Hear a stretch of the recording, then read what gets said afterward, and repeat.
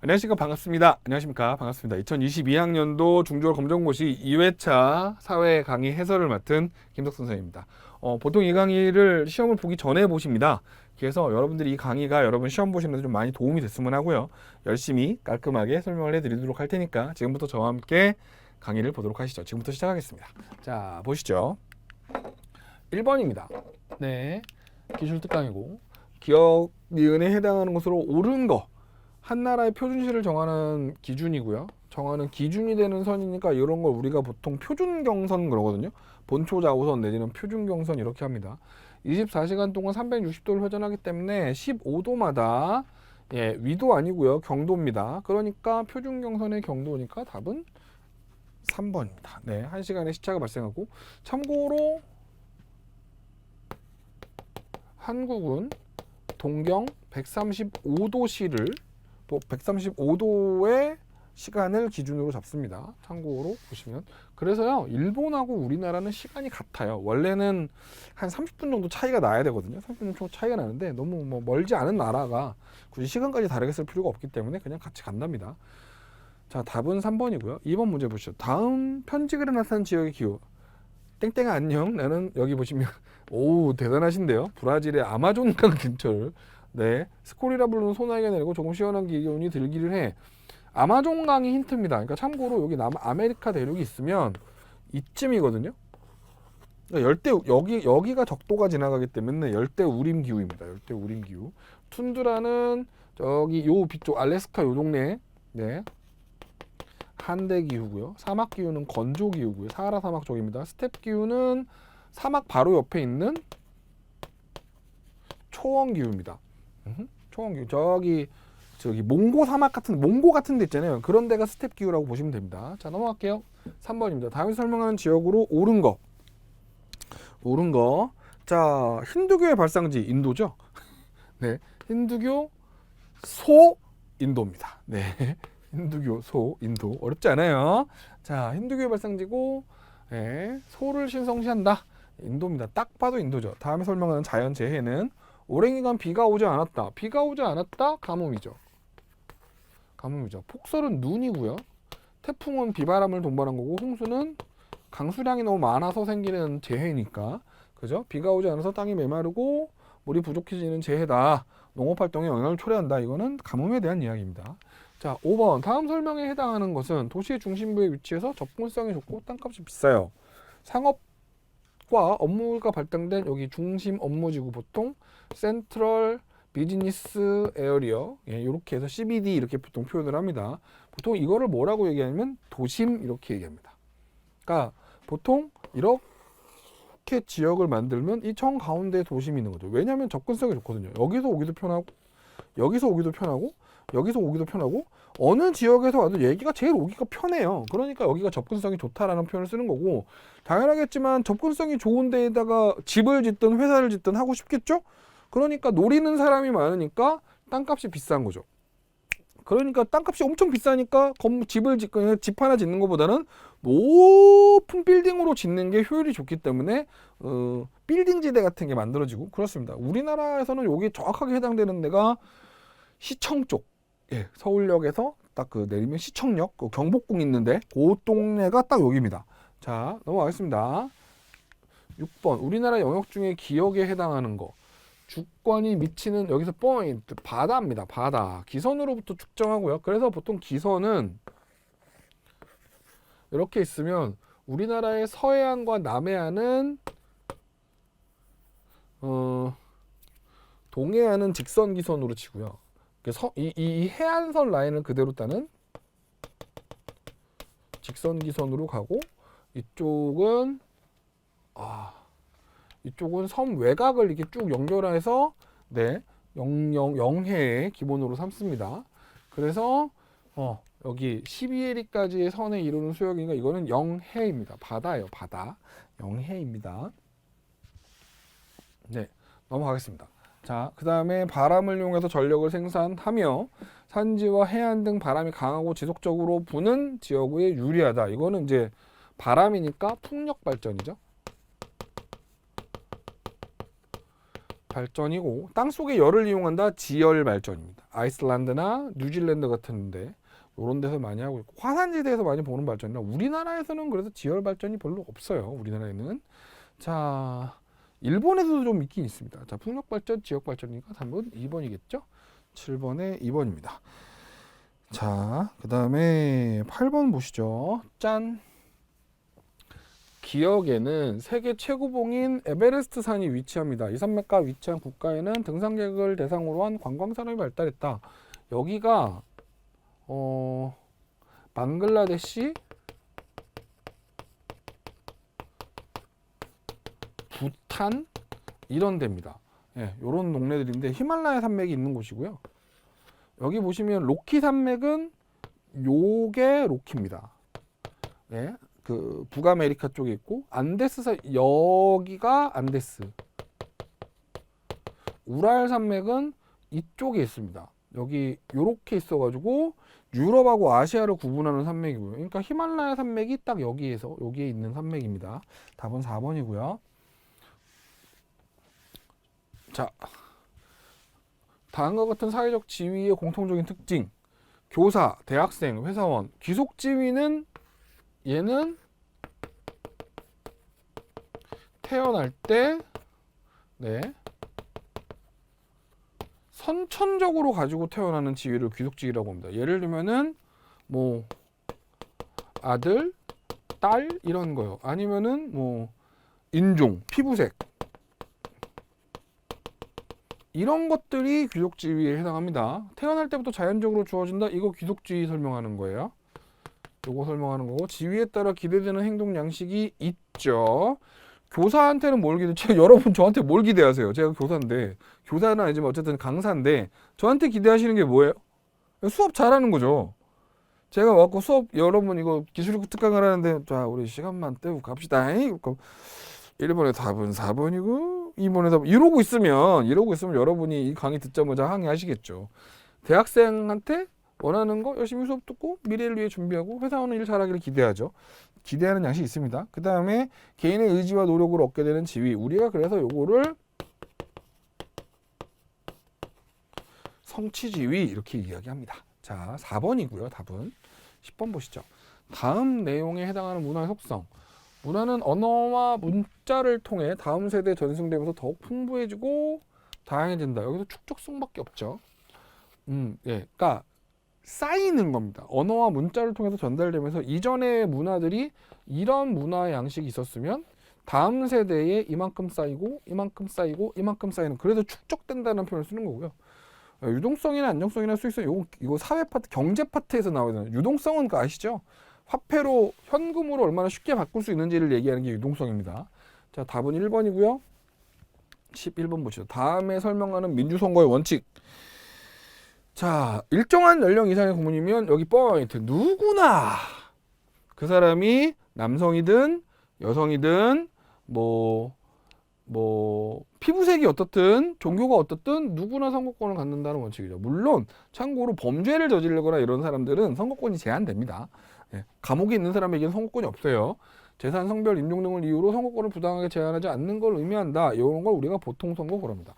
가끔 그래서 이거를 평등 선거로 착각하는 사람이 있는데 평등 선거는 이것만 기억하시면 절대 안 틀립니다. 평등 선거는 1인 1표입니다. 한 사람에게 한 표. 이게 평등 선거죠. 누구나 선거를 갖는 건 평등하다가 아니라 보통 선거입니다. 아시겠죠? 그거 잘 구분하셔야 됩니다. 자, 12번이요. 경제네요. 다 그래프와 같이 공급곡선이 A에서 B로 이동했을 때 균형 가격과 균형 거래량. 자, 여기 보세요. 얘죠. 공급곡선이 얘인데 이게 1로 움직였습니다. 그러면 어떤 일이 일어날까요? 그냥 보이시는 대로 자, 가격은 항상 이 두 수요 곡선과 공급 곡선이 교차하는 지점이 가격이 되는 거예요. 그러니까 가격은 이 점에서 이 점으로 떨어졌죠. 수량은 이 점에서 이 점으로 늘었죠. 가격은 하락. 수량 거래량은 증가. 그러니까 답은 2번. 짜잔. 이렇게 되는 겁니다. 어렵지 않죠? 다른 조건이 일정하다고 붙었으니까. 요 그래프에서 점에서 점이 이 점에서 이 점으로 움직이는 걸 어떻게 해석하냐만 어떻게 설명하는지만 잘 얘기하시면 문제 자체는 어려운 문제가 아닙니다. 중졸검정고시에서 이 그래프를 뭐 어떻게 어마어마하게 뭐 움직이고 이런 거 없습니다. 그냥 잘 읽으시면 되는 문제예요. 13번입니다. 다음에서 설명하는 것. 주민과 그들이 뽑은 대표들이 지역의 사무를 자율적으로 처리하는 제도다. 민주주의 학교, 풀뿌리 민주주의. 요 말이 진짜 유명한 말입니다. 풀뿌리 민주주의. 그래서 이거는 지방자치. 왜 풀뿌리 민주주의이냐면 내가 살고 있는 지역의 문제를 스스로 해결하는 데 핵심이기 때문에 그래요. 지방자치 제도라는 게 내가 살고 있는 지역의 문제를 내가 해결하는 게 핵심입니다. 그래서 여기 풀뿌리 민주주의. 그러니까 의회를 뽑고 뭐 예를 들면 대통령을 뽑고 이건 우리나라 전체잖아요. 실감이 잘 안 나요. 우리 지역에서 어떤지. 그런데 옆에 예를 들면 구의원을 뽑으면 이 사람은 우리 옆집 살던 사람이 구의원이 되는 거거든요. 그러니까 많이 영향을 받습니다. 다음 문제요. 14번. 밑줄친 기억에 해당하는 재판.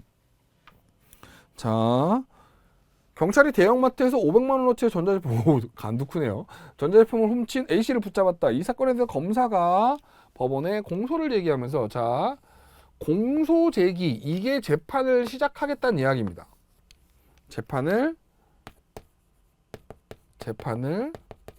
시작하겠다는 얘기고, 이 공소라는 표현은 형사재판에서만 나오는 아입니다. 네, 검사가 소를 제기한다. 이걸 공소제기라고 하는데, 그래서 재판이 시작되는 거, 이거를 우리가 형사재판 그럽니다. 선거재판은 말 그대로 선거 결과에 대한 불복, 선거의 결과를 난 인정 못해! 이게 선거재판입니다. 예를 들면은 우리나라에서 가장 적은 표차로 선거 결과가 갈린 게 세 표차가 있어요. 세 표차. 세 표 차이로 누군 당선되고 누군 당선이 안 됐거든요. 세 표 차로 떨어진 사람 입장에서는 정말 미치고 폴짝 뛸 일이죠. 그러니까 뭘 요구하냐면 재검표 같은 걸 요구해요. 혹시 뒤집어질 수 있으니까. 네, 결과는 안 뒤집어졌습니다. 오히려 표차가 늘어섰어요. 행정재판은 내가 행정기관 기관 관서의 어떤 행동으로 인해서 내가 뭐 피해를 보거나 손해를 봤을 때 그거를 물어달라 하는 의미에서 는 거고, 가사재판은 이제 이혼이나 혼인이나 보통은 대부분은 이혼이죠. 이혼 관련된 재판들 아니면 양육권 분쟁이라든가 뭐 이런 것들이 보통 가사 재판으로 들어갑니다. 자, 네, 오이샤. 다음 문제 보시죠. 답은 3번이고요. 15번입니다. 기억에 해당하는 국가기관. 입법권이라는 말이 나왔죠. 사실 여기서 끝났죠. 입법권은 국회가 갖습니다.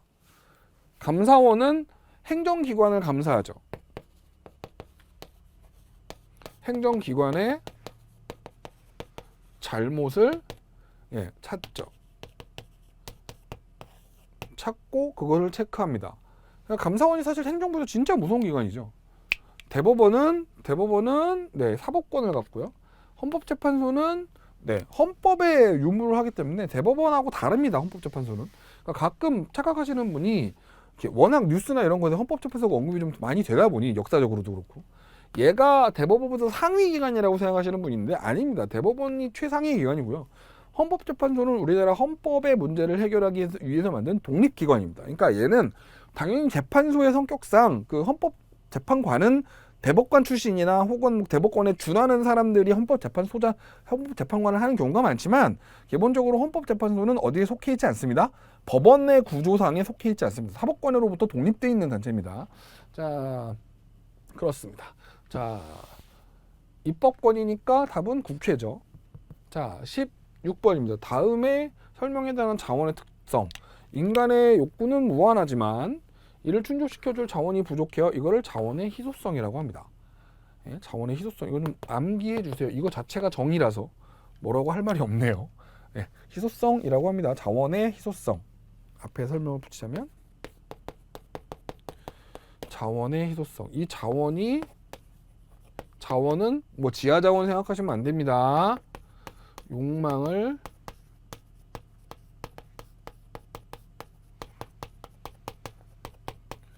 욕망을 충족시켜주는 그 무엇, 이게 자원이에요. 그러니까 자원의 희소성 보시면 되겠고요. 17번 와우. 이거 빗살무늬 토기네요. 여러분 빗살무늬 토기를 보시자마자 신석기라고 하셔야 됩니다. 그리고 바닥이 뾰족하죠. 이렇게 꽂았었을 거라고 추정할 수 있어요. 그래서 강이나 바닷가에서 썼을 거고요. 그 다음에 저장이잖아요. 저장을 하잖아요. 그러니까 뭐 했구나, 농사를 지었겠구나를 유추할 수 있습니다. 그리고 신석기 시대니까 집은 움집이겠고요. 몸집이겠고요. 간석기에 맞습니다. 갈아서 썼죠. 철제무기 예. 예, 이 시대에 철제무기가 나왔으면 세계를 정복했을 겁니다. 예, 철제무기 아니에요. 답은 잘못된 건 답은 3번입니다. 철제무기가 등장하면서부터 철기죠. 우리나라의 철기 시작은 예, 고조선부터입니다. 위만조선이 철기 문명의 시작이라고 보죠, 보통. 자, 3번이고요. 자, 18번. 다음에 설명하는 고려의 왕. 고려의 왕. 호족 세력을 포섭하기 위해 유력한 호족들과 혼인관계를 맺었고 사심관, 기인제도를 실시해서 호족을 견제했고요. 후손들에게 후노 10조를 남겼습니다. 이 아저씨는 이분은 태조 왕건 되겠습니다. 이게 호족들과 혼인관계를 맺은 이거는 TMI지만 부인이 6명이고요. 첩이 23명입니다. 이 사이에서 태어난 아들 내미도 엄청나게 많죠. 뭐 아들만 40 몇 명인가 있다던데. 네. 그래서 태조 왕건이 죽고 난 다음에 고려의 2대, 3대, 4대 임금 해종, 정종, 광종이 다 태조 왕건의 아들들입니다. 아들들. 엄청나게 치열한 왕이 계승 전투를 했죠. 답은 4번이고요. 19번. 다음에 설명하는 역사서. 일연이라는 말이 나오면 삼국유사입니다. 건국대전은 조선 초에 삼봉 전도전이 쓴 책이고요. 동의보감은 조선 중기 선조 때 선조 광해군 때 우리 드라마로도 나왔던 허준 대감이 쓰신 거고, 삼강행실도는 세종대왕 때 한글을 편찬하면서 한글에서 유용성을 설명하기 위해서 만드신 책이 삼강행실도입니다. 삼국유사는 예, 일연은 스님이 썼고, 삼국시대 고구려백제 신라의 이야기 중에서 이게 스님이 쓰신 거라서 주로 역사적인 내용도 많지만 설화나 뭐 민간신앙, 민간설화 이런 애들이 좀 많아요. 그래서 비슷한 시기에 역사를 쓴 김부식의 삼국사기와는 다르게 그러니까 불교에 대한 이야기라든가 불교 설화라든가 이런 것들이 엄청 많이 실려 있는 책이 바로 삼국유사입니다. 김부식이 쓴 삼국사기는 이 양반이 유학자라 불교 관련된 얘기가 싹 없거든요. 그래서 그 고려 시대나 삼국 시대 불교가 어떻게 발달했고 어떻게 뭐 전래됐고 어떻게 된지를 알아내야 되는 이 일련의 삼국유사가 굉장히 큰 역할을 했습니다. 자, 20번. 기억에 들어갈 내용으로 옳은 것. 진흥왕입니다. 신라의 왕이죠. 신라의 전성기고요. 신라의 전성기를 이끈 왕이고 시기는 대략 6세기입니다. 6세기. 그리고 진흥왕의 업적을 항상 얘기하면 화랑 얘기가 나오죠. 그러니까 답은 2번이고요. 황룡사를 건국해서 불교를 진행했다. 왕 이름에 진흥이라는 말이 나와 있는 것 자체가 불교를 왕성하게 만든 왕이라는 이름이라서 진흥이라는 표현이 씁니다. 바로 진흥왕의 선대왕이 법흥왕이거든요. 이 양반도 불교를 올린 왕이죠. 별무반은 고려 때 여진족의 침입을 막기 위해서 윤관이 만든 거고요. 삼별초는 무신정권, 역시 고려고요. 무신정권 때 만들어진 기관이고, 훈련도감은 조선 중기 이후 임진왜란때 처음으로 만들어졌죠. 임진왜란때 처음 만들어졌다가 나중에 효종 때 북벌을 기획하는 핵심 기관이 됐다가 효종이 사망하면서 그냥 흐지부지 돼서 서인 정권의 군사적 기반이 돼주는 기관이죠. 그러니까 다 진흥왕의 신라와는 전혀 무관한 기관이 되겠습니다. 자, 다음 문제입니다. 21번. 기억에 들어갈 국가로 옳은 것. 위화다 회건으로 권력을 장악한 이성계는 과전법을 실시하고 새 왕조 개창에 반대하던 정몽주를 제거하고 조선을 건국했죠. 위화도 회군 이성계 죄송합니다. 발음이 좀 억양이 좀 변했어요. 이성계 장군 당시에 조선을 건국했죠. 이건 뭐 기본적인 얘기니까 넘어갈게요. 22번. 조선 정조의 업적입니다. 여기서요. 훈민정음 창제는 우리 너무 유명하잖아요. 누구요? 세종대왕이요. 그죠? 4대. 척화비는 흥선대원군이 한 거죠. 흥선대원군이 한 거죠. 이 두 개가 규장각을 설치하고 화성을 건설한 게 바로 누가 한 거다? 정조가 한 겁니다. 그러니까 니은하고 리을이 되게 4번이 되겠네요. 어렵지 않죠? 자, 그 다음에 자, 23번입니다. 기억에 들어갈 내용으로 옳은 거를 골라보래요. 수행평가 보고서에 주제가 있는데 여기 보시면 황토현 전투 전주 화약, 요 화약은 그 폭약할 때 그 화약이 아닙니다. 직강소 만들고 우금치 전투, 이거는 동학농민운동 얘기하는 거죠. 그죠? 농민운동 얘기하는 거고, 여기 답은 3번이고 동학농민운동이 일어난 해는 1894년입니다. 병인양요는 1866년에 일어난 거고요. 6월 민주화운동은 1987년에 일어난 거고, 살수대첩은 고구려 때, 연도는 미안해요, 잘 몰라요. 네, 고구려 때 을지문족 장군이 한 거죠. 그러니까 여기서 해당 사항이 있는 거는 답은 3번 동학농민운동이 되겠습니다. 오케이, 넘어갈게요. 자, 다음 문제입니다. 24번이요.